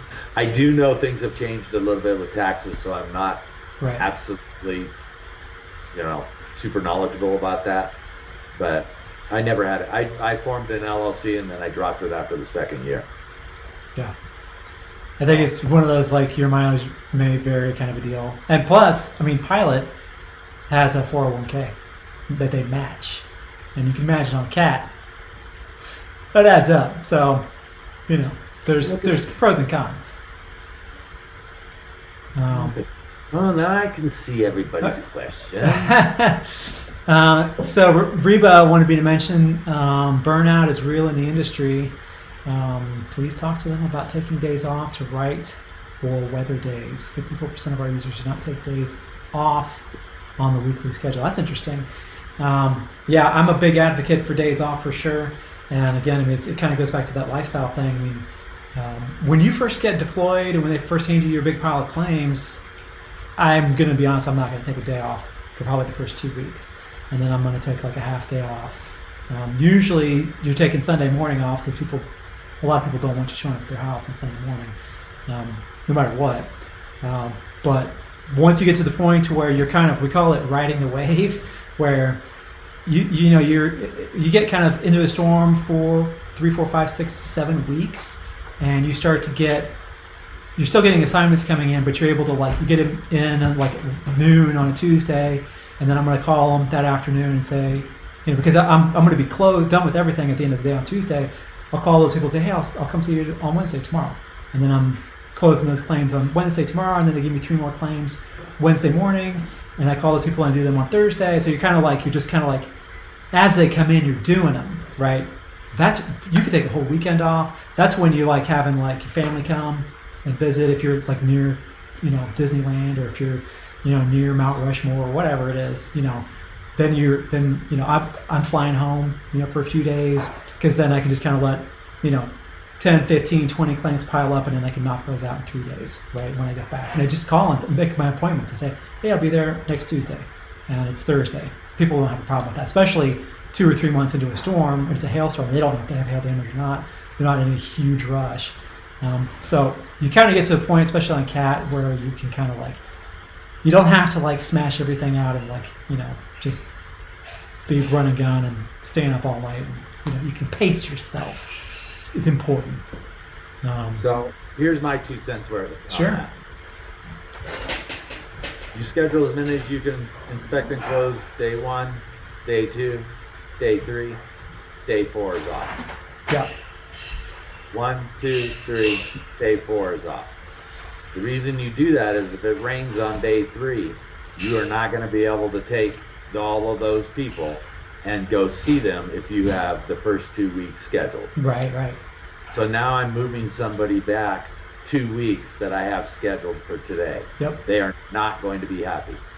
However, I can take that, call that 3rd day a rain day, move them to day 4. If I get to that 4th day and I'm all caught up, I can go back to somebody that I'm supposed to see 2 weeks from now and say, hey, can I come see you today, and move them forward. You can always move people forward. You can never move people backward. Right. Yeah, and so it is. And so that's one of those things. That's the way it is. And so without in that pre-schedule, and I think that's kind of probably what Reba was talking about. when you set up, let's just say you're using Schedule It, every fourth day I have off. I can always fill that day. I can always do whatever I want to do. Yep. But if I get on a storm that has heavy damage, and I scheduled for a day for 3 days, I'm not going to get those 12 closed. I'm not going to get them closed that night. Yeah. So I need that fourth day to catch up. I need that. Yep. And that's one of those things, like when I teach people, especially brand new people, and it's like that hurricane thing, well, you're going to do one a day, I'm going to tell them exactly what you just said. It's like the calendar I've got set up for them is 3 days on and then a paper day, right? And that's like kind of your buffer day. It's kind of your, like you said, if you get rained out on the day, you've got a place to put people. If you get overwhelmed, or one of your appointments runs really, really long for whatever reason, or something happens, or the person needs to reschedule, they're not being rescheduled 2.5 weeks later. So yeah, it's built into the schedule for sure. And I'll even add, like, at the beginning of a storm, especially if it's the beginning of the season, I'm going to go out the first probably 2 days, the first day at least. I'm going to do 2 or 3, right? Super easy softball ones. I'm going to turn them in that night, and then see what it gets kicked back. Matt, you forgot you're using the wrong header. Matt, we're doing this with this thing. The invoice is wrong. It's the old one. We got to use. Right, so instead of turning in, scoping for 3 days and then turning in 12 or 15 claims, and then having all those files kicked back, I'm just getting 3 kicked back, and I can fix those really easily and then send it back in, and then I'm gonna like kind of hit the ground, ramp it up after that, and do my big production. But that's an experience thing. I mean, you're gonna learn not to do that. Because the first time that happens, you get 15 or 25 files. I mean, it's the Hurricane Sandy thing. People 6 weeks into the storm, they're going to turn in 70 claims on a Tuesday, and they're going to get every single one of those claims kicked right back to them. And they're going to, that's just why. Why create work? Now I'm all confused because I got all these. I'm seeing all these chat things over on the side. Everybody, what they're saying. Great. So now Guy's confused. So now we have to. Guy's all confused. Yes. Everything broke down the moment Guy got confused. Reba's answering all the questions perfectly, so I'm just going to close that. Yeah. Oh, good. There you go. go. Good, Reba. Thank you. So somebody mentioned using a Mac, and let's talk about computers for just a second, because I think this is pretty important. I used a Mac for about 5 years straight. I used the same Mac, and I had used a boot camp partition. It was a 400 gig drive. How'd that work? I had a 100 gig boot camp partition, and the rest of it was from a Mac. I'm using a Mac for right now. This is a MacBook Pro because I need it for video editing, and I've always, since the beginning, I've used Macs, and I use a PC because I have to. I don't use a Mac, and I don't recommend that you use a Mac for especially field claims for CAT work, because working in the field is really, really tough on gear, and Macs are super expensive. For the cheapest one, you're spending a couple grand. If you want to get one that's got the cojones to kind of run stuff. Out there in the field with this machine, it's getting banged around in the car, it's getting banged around in your bag, in and out of the truck in the hotel room. You might have the windows down and you get some dust in. Get a $700 PC laptop that has at least more than the recommended specs for the current Xactimate, and run with that until the thing falls apart, and then get another. They're almost disposable, right? And that's kind of the way I've run claims for a long time, is use one of those PC laptops for a couple of years, and then it starts to break, and the motherboard fails, and the screen gets all different stripes and colors, and then I just go and buy another one, instead of having to order a Mac and have this expensive computer that should be sitting at home, in an air-conditioned room, with a little pad under it to support its bottom, because it's so nice, right? We won't even accept you to veteran adjusting school if you use a Mac. Yeah. So they hate Mac users at veteran adjusting school. Because the Xactimate is a Windows-based program, Windows 10, all of the rest of those things. A PC is. And for those the folks who do come that say, yeah, I use a Mac, we force them they'll have to wait 6 months and prove to us that they know how to use a PC and they know how to use Windows 10 and they know how to navigate through a PC as opposed to a Mac. Not saying Macs aren't great computers, just saying that most of everything that we do is based off of a PC model. It is. And so you have to understand how to use the Microsoft, the operating system, because while the computers, and they do basically the same thing, essentially, you have to know how to troubleshoot your PC, right? Because your computer goes down when you're at work, then you're dead in the water, right? It's like losing your phone or something. You can't do anything if your computer, or if you don't know how to, get rid of the blue screen, or you don't know how to do this, that, or the other thing, like with the file hierarchy. You can't find files, you can't figure this out, or you got to know that stuff. This is, basic computer skills with Xactimate on a PC. Use it every day for 10, 15 minutes. Take 2 pictures of pretend water spot on the ceiling, import those photos, practice doing that, practice labeling, do all this stuff. And when Xactimate freezes up on you, then you can figure out how to troubleshoot it. You can get on eService with Xactware, and they'll help you, and you can kind of get used to how all that stuff works, so that when you do get deployed and you are handling claims, then you're not dead in the water for a day and a half because you don't know what to do and you don't know how to fix it. Super important, because we don't get paid by the hour. Exactly. Carmen asked, do you keep a separate phone for business use when contacting claims for scheduling? I do not. I just use my cell phone. Hey, they got you all here all the way from Texas? Yeah, sure. It's my cell phone. Hey, old guys, Macs don't fail. 3 years, not a single fault. That is exactly why I use a Mac. Weekly, it costs nearly as much. Just saying. Okay, Brett. Agreed. You're a Mac guy. Good for you. But you can't come to Veteran Adjusting School. Yeah, I mean, if you're listen, the thing is like, I have a PC laptop and a MacBook Pro. I pull my PC out when I need to do something Xactimate. Period. And I know how to use it. So if I was gonna go sign up at a Veterans Adjusting School, it's like saying I've got a PS4 and an Xbox, or I've got a Ford, I've got a Chevy, and I can only use the Chevy. I'm not going to tell them I got a Ford. I'm just going to show up in the Chevy, right? And go on. If I know how to use the computer, then it's, you can use whatever you want to once you get out in the field. If you really want to take a Mac out and put a partition on it, go for it. But I'm going to say. Absolutely. And when I say you can't come to Veteran Adjusting, we know how to fix your PC. Right. If something happened to your Mac while you were here during the 6 weeks of intensive study that we have, we'd all be lost.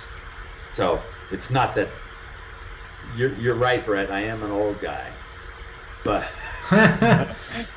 but it's for us. It's how can we help our students, right? Yeah. That's a big deal for me. All right, cool. I tell you what, I want to tell you guys about Adjuster TV Plus, especially those folks who have never heard about it. I actually created a little short video that I'm going to show you in just a second, but I wanted to let you know that I've been working on Adjuster TV Plus since last year, and Guy has been gracious enough to kind of collaborate with me on a lot of these. It's just basically adjuster scoping training videos. I was down in Sedona for a couple of weeks, and there's a lot of exclusive material in there. We spend a lot of time talking about a lot of this stuff. We scope houses. Like we had somebody follow us around with a camera, and we're like, well, here, let's talk about garage doors for 15 minutes. And so we just kind of worked our way around worked our way through houses. We did hail claims, we did fire claims, we did supply line fail, we did sewer backup, we did smoke claim, we did all these claims. But I'm going to show you guys this short little trailer if you haven't seen it yet, so that you can kind of get a feel for what it's all about. Hey, Mr. Insured, how's it going? It's going great today. How are you doing? Good. This is actually Guy Grand from Veteran Adjusting School. So you want to learn claims from the most experienced veteran adjusters, but you can't find anybody who will let you ride along with them? Then let me tell you about Adjuster TV Plus. Developed by Adjuster TV and its industry partners, including the high-end training center Veterans Adjusting School in Arizona, Adjuster TV Plus is a growing library of in-depth training videos created just for independent adjusters. Learn scoping and estimating from professional trainers and adjusters. Learn how to handle customer interactions with confidence. Learn the ins and outs of scoping and estimating exterior hail claims. And coming soon, detailed videos about how to handle smoke, ice dam, water claims, and auto claims. Adjuster TV Plus also features the very best of 3 years of Adjuster TV's YouTube videos, ad-free. Educational, entertaining, and inspiring. Come right along with us on Adjuster TV Plus. Unlimited ad-free access for $29 a month, or save $99 with an annual pass for only $249.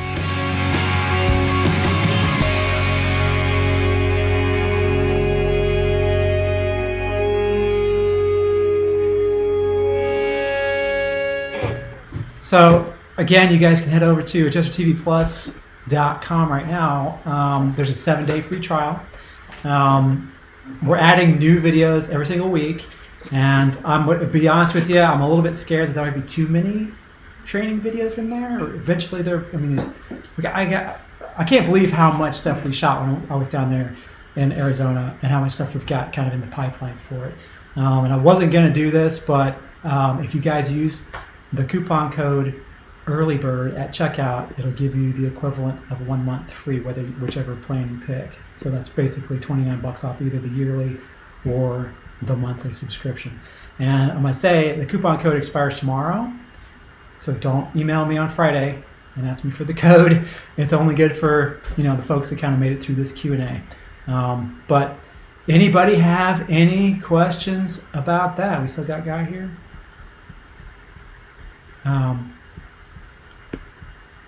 So, Guy, tell me, just out of curiosity, how has COVID kind of affected how your training schedule? That's a great question. We actually canceled our May class, thinking that we wanted to find out what was happening with COVID, and we should have done our May class and canceled our July class. Just because Arizona's going absolutely berserko right now. But as far as the whole COVID thing goes, we are a little island.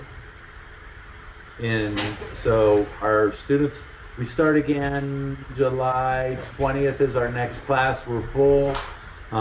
They will come from out of town, all over the country. They'll come here.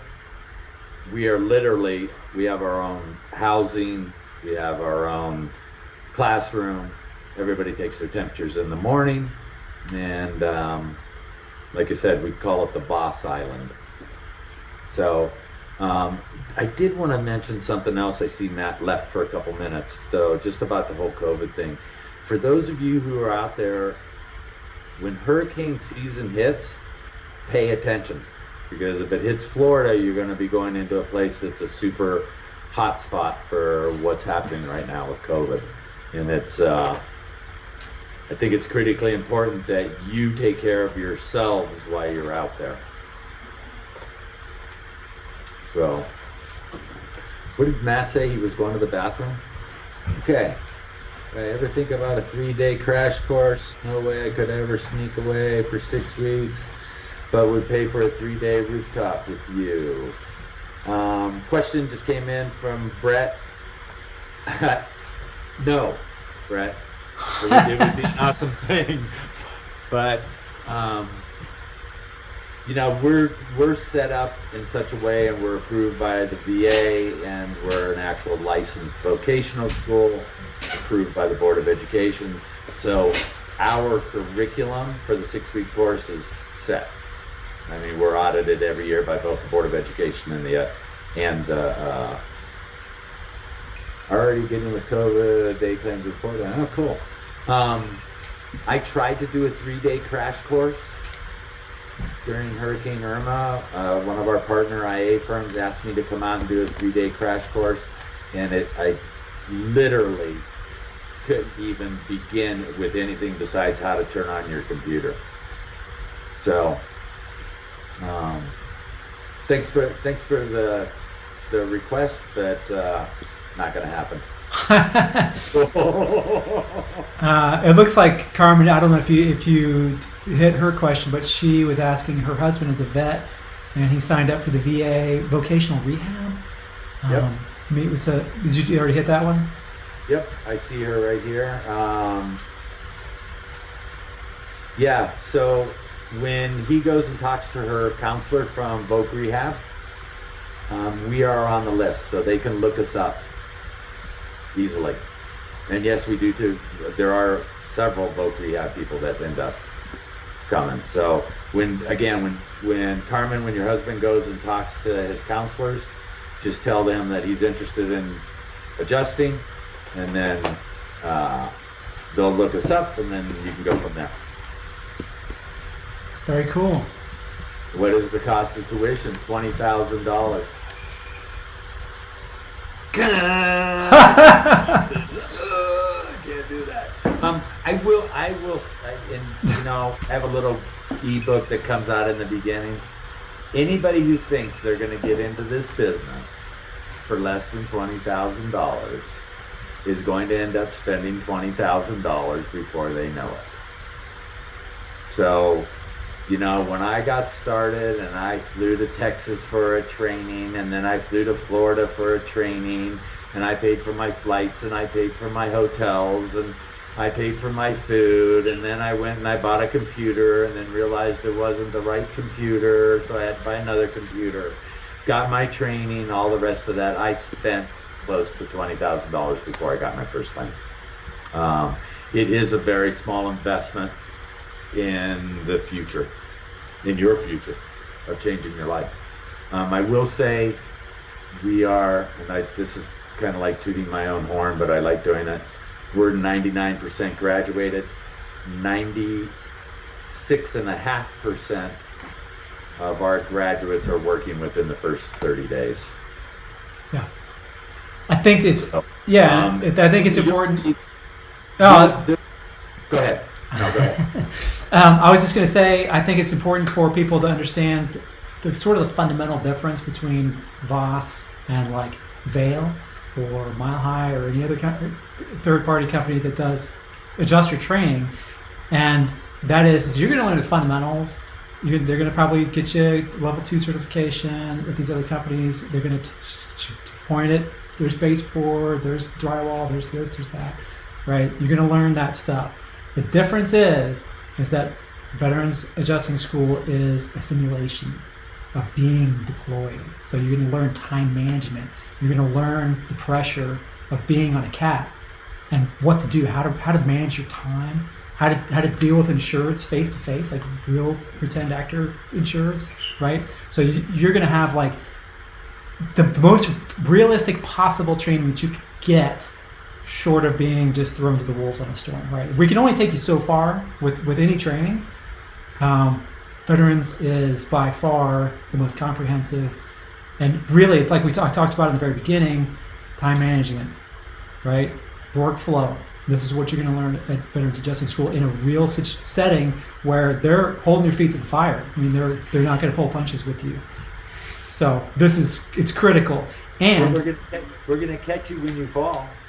Exactly. So it's a padded room, right? So you've got something to land on there. Whereas on a real CAT, you don't. They might just send you home. They take your claims away and send you home. And to Reba's point, $20,000 out of $100,000 a year. I mean, it's if you go and get a bachelor's degree, and it can cost $120,000 to get a bachelor's degree, and you're gonna go get a job making $35,000 a year, right? This is a job where you can go with no training, and if you figure it out, you can make $100,000, right? I went to Vail for 3 weeks, and that didn't prepare me for the stress, the time management issues, the workflow stuff, and having it click in there. I almost got kicked off my first storm because I didn't get it till I got it, and then it was like, you sink or swim. And I managed to my nose was barely above water, and I managed to swim, and that set me off on the career because I I started to get it. And again, it took 2 or 3 years before I really hit my stride and was like, getting called all the time, and the companies are trying to rely on me. But you've got to be able to have like the absolute best start that you can. That $20,000, twice that $40,000 is a drop in the bucket compared to what you can make over the course of your career. Especially when you can make it back in 2 or 3 months. Exactly. Then you get out. One of the things too, and Matt, I know you know this, but for those of you who are out there, when you come to veteran adjusting school, you become part of a family that lasts forever. Yeah. So there isn't a single one of our students that ever turned in their first claim that we didn't review it before they turned it in. So 2 years, 4 years from now, when you're out on a storm and something happens and you don't know what this product is, or you're having a question about something, we are always there, always have been, always will be. We're there for every one of our graduates for as long as they need it. We have our own private Facebook page. So during a storm, people will go on and say, hey, what about this? And they'll get 10 answers. So, I say your real money comes after you're done with coming to the school. Plus, we have 35 IA firms and carriers that are our partners with us who have agreed to waive their 2 to 4 year work experience and give our graduates a try directly out of school. Yeah. So that's a big thing. I can't promise anybody a job because it really is up to you. But what I can do is I have lots of connections and I can open doors for you and I can support you, and I know how our partners operate. So if you go to work for Pilot, for instance, I know Pilot, or Eberls, I know Eberls, I know their managers and that kind of stuff. So it becomes a hand holding until you feel comfortable that you don't need to call us. And it's interesting, a lot of folks asked all the time, they're like, well, how can you actually help me after I've been out for 2 years? Once you're done and you get your first batch of claims, I'll probably talk to you 3 times a week for the first 3 months. But after a while, once you get to that 20th claim, you're gonna start feeling confident. You're gonna start feeling comfortable. Then you're gonna be you have created your relationship with your managers and your file reviewers.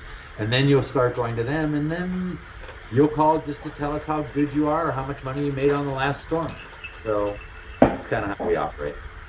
Yeah. Yeah, I mean, it's as you know, especially in the beginning, you got your buddies and you're on CAT, and maybe you're doing sewer backup for the first time, and you're texting, you're calling all the time, like, hey man, what do you gotta do? What do you do when you got this? How do you put a sublimate in Exactimate?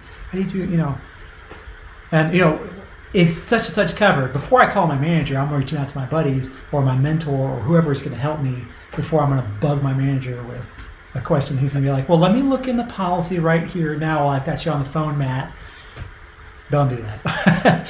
And I tell you what, maybe we'll kind of look to wrap this up here a little bit, but let's hit the question that nobody's asked, but that I know everybody has. And I think it's kind of like, it's out there and it gets talked about a lot. And that is, what is really the future of independent claims, right? So what's the future of our industry? The essence of what we do is that the carriers are not going to staff all the people that they need to handle huge catastrophes, right? So, or even like doing daily claims in certain areas. So right now they rely on independent adjusters, which is us, right? And we're professional, trained, licensed people who go and take care of their insureds for them. There's been a lot of talk lately over the past 2 or 3, 4 years about technology taking away our jobs, right? So we're going to get automated out of the thing. The insured's going to be on FaceTime on their phone with the desk adjuster. And I'm going to be honest with you, that a little bit of that is actually happening. I was a staff adjuster at Liberty Mutual for a year, and they said, Matt, if you can handle it over the phone, do it, right? If you don't need to go out in the field, just take care of it. If you need to FaceTime with the insured and let's get them some money however we can. But while they may be taking away or we may see fewer of the little tiny claims like one section of fence blown down kind of thing that we get a lot of, or we used to get a lot of, where the insured is like, just takes a picture of that and sends it to their desk adjuster. They still can't, insurer's not getting on the roof and looking for hail damage, right? And the drone. It's wind and that fence goes down, somebody still needs to get on that roof. So, I mean, you're right, exactly. So, I mean, it's, but you get the point. I mean, it's little tiny, little small, little bitty claims. We may not see all those. But that doesn't mean that they still don't need trained, licensed persons. The carriers, especially having carrier experience myself, on the inside, on the other side, the number one metric that they emphasize at all times is customer retention, customer service, right? So the NPS scores and Net Promoter Score, after every single claim that they do, they send out a 2-question questionnaire to every insured, a survey. How likely are you on a scale of 1 to 10 to recommend Safeco to your friends and family? That's all they want to know, right? Mm-hmm. QA is going to go out and they might double check your measurements and everything, but from the insured, they want to know if they're going to stay and if they're going to refer, right? The carriers know that the absolute best customer service experience that they could possibly have is to have a trained, licensed person come to their house with a smile on their face, who's able to answer all their questions right there. Yes, sir. Oh, yeah. As a matter of fact, the answer to your question is this. Be able to scope the damage, make a coverage decision, write them a check, hand them a check, and say, you're all done. If you have any questions, call me, and I'll answer the phone. And if I have to come back out, I will come back out. Not somebody in board shorts with a drone, or somebody just walking up who's, was a roofing contractor the day before, or delivering pizza or whatever, not that there's anything wrong with those things, who shows up and says, I'm just here to do this to your house, right? And then you'll just have to call your desk adjuster. I don't have his number, but you just, you probably have some paperwork. Carriers are going to lose customers if they try to do that. And I think they found out that they did lose a few customers because some companies really pushed that out pretty heavy over the last couple of years, and it didn't work out the way they wanted to. We're not going anywhere. We're not going anywhere. And when I did, Matt, you've actually been in it a little bit longer than I have even. But when I got started, my mentor told me every 5 years the industry's going to change. Oh yeah. There is some guy at a big insurance company sitting in an ivory tower somewhere with a calculator. And he's like, oh, if we do this, we're going to save this much money.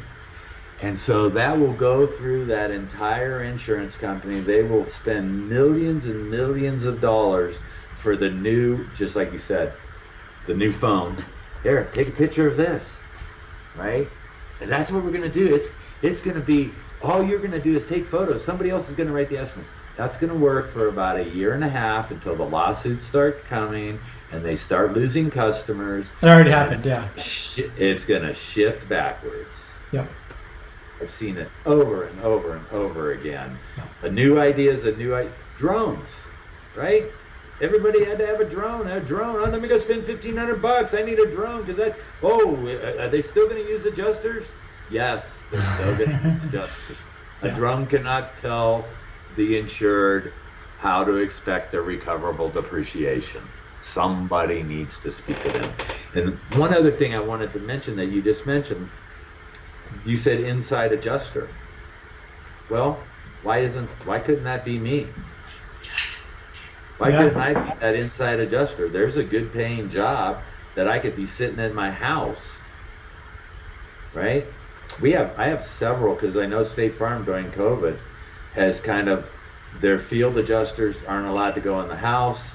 They're not allowed to talk to the insured. They just climb the roof, do their work. They send that off to an inside adjuster, who a lot of our students are those inside adjusters sitting at home right now writing estimates. So don't ever worry that we are not going to have work. If you suck, you're not going to work. If you're good, you will always have work. Yeah, they can't keep you busy enough if you demonstrate that you can handle the workload and like just like conquer, like dominate the workload with a really good file that doesn't reopen or that doesn't reopen as often, and you take care of the customer, and your manager's phone's not ringing, they don't want to lose people that can do that, so they're going to try to keep you as busy as possible doing whatever. Hey, listen, we got 16 claims in Dubuque, Iowa. You want to go get them? We'll pay you at 70%, whatever it is. They're going to try to hang on to you however they can, right? But you have to be in it to help them and not be like, well, I'm just going to get in here and get my fee bills and just get out. It's not going to work. Not that anybody's in here is going to do that, but some people do. I do go on re-inspections and guide, denying roofs from the top of the ladder, not even getting on them, and I go out and re-inspect them, and they're just smashed to pieces. I'm like, how much money did that guy leave on the table? He got in, got a bunch of fee bills, $350, whatever it was, and then turned and left. What? It doesn't make any sense to me. But he wasn't working again, so I was. Hey, one other thing too, Matt, I want to talk about just a little bit about Veteran Adjusting School is we started out as just like you, and you speak about CAD adjusting. Yeah. Right? And because that's what we were for so long. And when we started Voss back in 2012, it was we're training CAD adjusters. And I just want everybody to know that we train you through the whole spectrum. How to do a day claim, how to do a sewer backup, how to do a water loss. All of those parts and pieces. So when you go out there, you have the options, right? Because a lot of the folks that come to our school, you can imagine somebody's been downrange for 3 tours, and they had 2 babies while they were in Iraq, and now they're home. They need to be with their children. They need to be with their families. So a lot of our students will leave here and say, you know what, I've decided I just want to run day claims. Yeah. And it might be that you have to work for 3 or 4 different IA firms in order to get enough to feed yourself. But nonetheless, I just want people to know that we're not strictly a cat company anymore. Even though that's the way, when you go to our website, that's what we talk about. Yeah. Well, and it's it's the flashy thing. It's the listen, people doing daily claims. It's a whole other kind of a beast, and that's another situation. Like on CAT, you're working for one company at a time. Doing daily, it may be absolutely necessary to have 4 or 5 different companies that you get 2 or 3 claims a week each from. Like that's perfectly acceptable, and it's the way that people do it. And some people do really, really well. There's a lot of paid off $500,000 houses out there in certain places from adjusters that only do daily, right? Yeah. It's a good way to go. And the refrigerator, the dishwasher, they don't care what the holiday is. They don't care what season it is or whatever. They're gonna break whenever. And those are the factors going up today. Yeah, exactly. So it's the vast majority of the claims that you get are water claims. They're like busted appliances, supply line breaks, things like that, and you're going to get house fires. And those are totally random, nothing to do with the weather. There's not a season for it. Is what I'm basically trying to say. So daily can be a really, really good way to go. And one of the great benefits of daily, and another one is that if you're working in just one region, you're going to get to know all the contractors. You're going to get to know the desk adjusters at the carrier, office that are always assigning you claims, and you can start to build relationships with those people, to where when you show up on site, it's not some brand new guy, some new contractor you've never met before. It's Jeff, right? And Jeff is like, hey, Matt, how's it going, buddy? How's the this? How's the dog? How's you go fishing? Whatever, blah blah blah. And you shoot the breeze for a few minutes, and let's get down to business. And what do you got here, right? And then he's got your email address already. He's sending you the ESX, or Matt, I took care of it. I got you the Eagle before you. That happens all the time when you do the other things. Those guys want to help you out, and it's a people person job. No matter who the person is, what relationship you got with them, that's it. I mean, it's like talking to a guy, your mentors, talking to the managers, talking to contractors, talking to the insurer, talking to everybody. It's just a people person job. And it's not that hard. Like I was always the guy behind the camera. Like before I was in claims, I was in TV production behind the camera. I'm like running the camera or doing the teleprompter or whatever. I didn't want to be in front of the camera. Heck no. But here I am. Yeah, I don't like being in front of the camera much either, but here I am. Yeah. But I mean, it's like talking to insureds is almost like making sales calls, right? Like making a cold call. The first time the first claims you ever get, and you're like, you got 40 claims, and you got to call everybody and say, "Hi, my name is Matt. I'm from State Farm." Blah blah blah. People, they're looking for help from you, and if you don't know anything, or you're like uncertain or scared or whatever, that's blood in the water. I mean, people can sense that, right? So you build up confidence with it, and then after a while, it becomes really, really easy to talk to everybody. Yeah, it's repetition, right? Yeah. You All gotta this do stuff.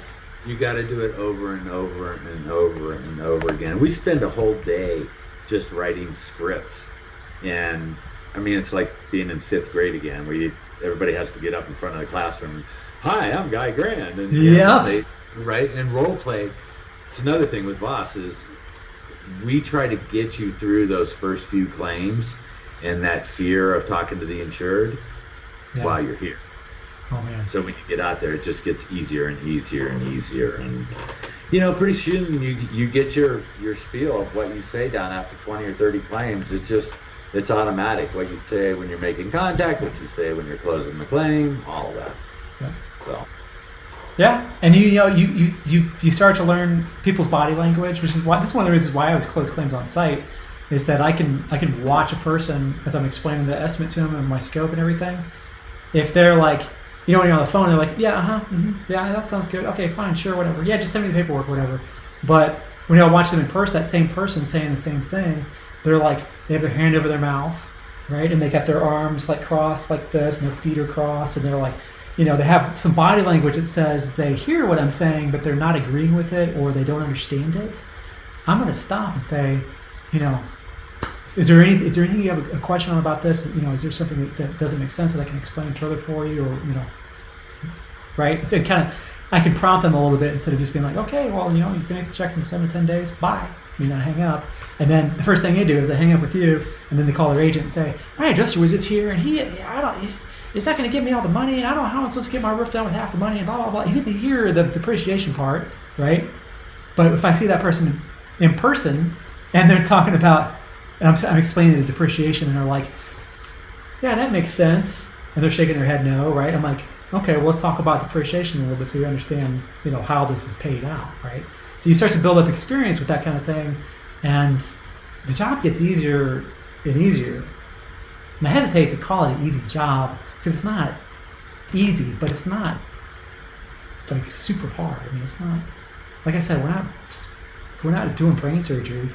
We're crying out loud. We're just dealing with people and trying to help them, right? So, all right. Any other questions or anything from anybody? I just want to do a shout out to all of the Voss trained adjusters I've been seeing on here. Nice. So, excellent. Thanks, you guys. Yeah, thanks guys so much. And I think there'll be a little bit of replay. This will be available for a replay at some point, probably tomorrow. It's getting late. No, it's not. Anyway, we'll see you guys later. Thank you so much for watching, and have a great storm. Thanks, everybody. Peace out.